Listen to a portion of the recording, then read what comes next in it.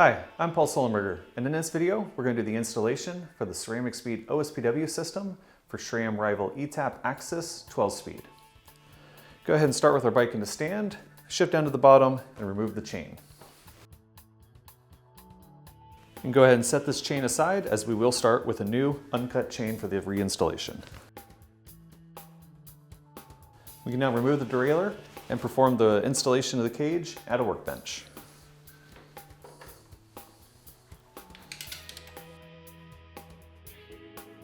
We're now going to go ahead and unbox your OSPW system to get the special tool to remove the stock cage and install the OSPW.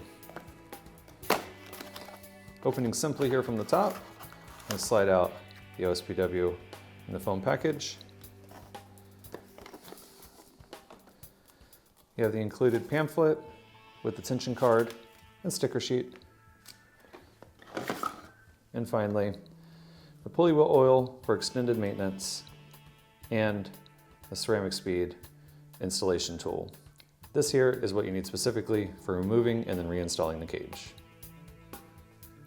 You're now ready to go ahead and remove your cage from the stock derailleur. Go ahead and shift up a few times to give yourself some clearance and space. Now, turn the cage over, and we're going to take out with a 2mm the rotation stop screw, and carefully allow the cage to detension. Now we'll remove the upper pulley bolt,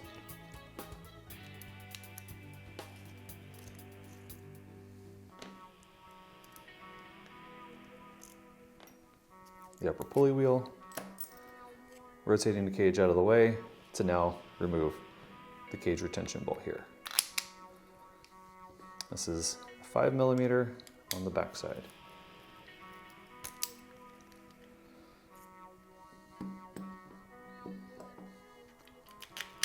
You will reuse this nut for the installation of the CeramicSpeed OSPW.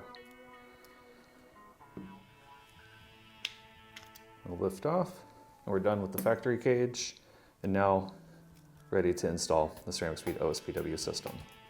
We're now ready to disassemble the OSPW cage to prepare it for installation. Start with the 2.5mm for the rotation stop screw.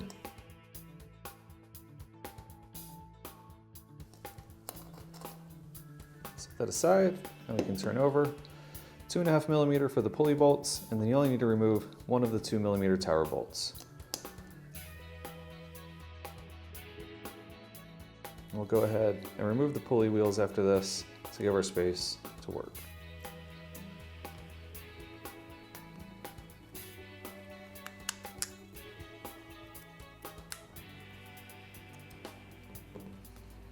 We now want to look and have this D-shape interface to engage into the derailleur body. And we want to think about where the spring is going to orientate, as well as the high and low spring tensions on the derailleur cage itself.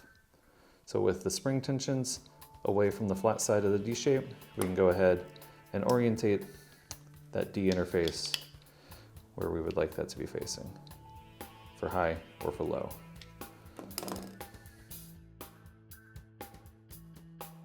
On this installation, we will start with the low spring tension. If you're riding on rougher roads or doing more aggressive gravel riding, you can move to the higher spring tension. Once this is aligned and flat together, we'll go ahead and reinstall the assembly bolt. You can start by hand, and then we'll torque it into place using a torque wrench at 6 Nm.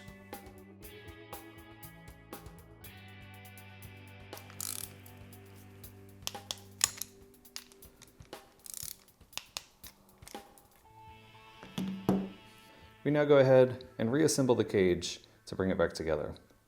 Taking note of the face of the pulley wheels, going face down onto the posts, 19 tooth lower and 15 tooth upper.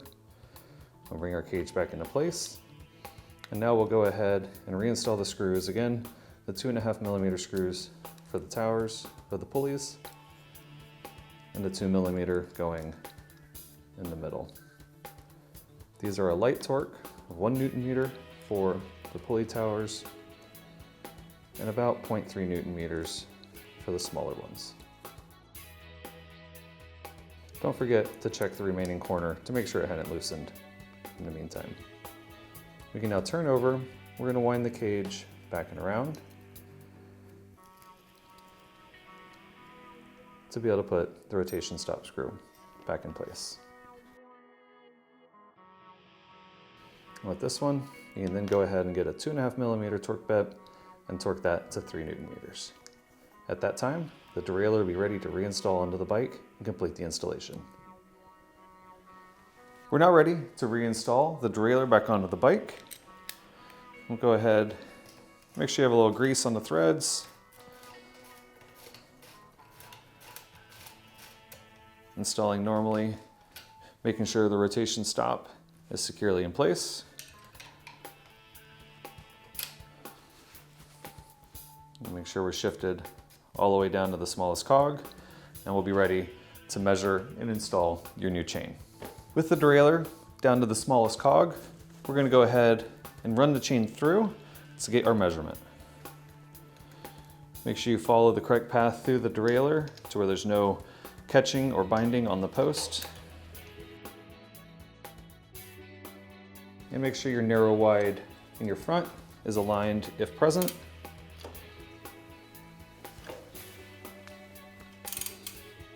And we'll bring the chain together here at the bottom, and the goal is to run the longest possible chain with a known minimum tension. So we want to bring the spring tension to where it's just taut, bring our ends together where they would normally align, and it's -1 full set of links. So we have alignment here, -1, and our quick link will take our spot, and now we have our known measure to disconnect the chain here. We can now go ahead and check our gearing adjustment, making sure to double check our low stop, our high stop, and the trim in between. And we'll set our B adjustment at the large end of the cassette based on the size of your cassette. This can range from 14mm with a 26 tooth cassette down to just under 5mm with a 36 tooth cassette. It is not advised to run any larger than the 1036 range. Now you can enjoy your ride.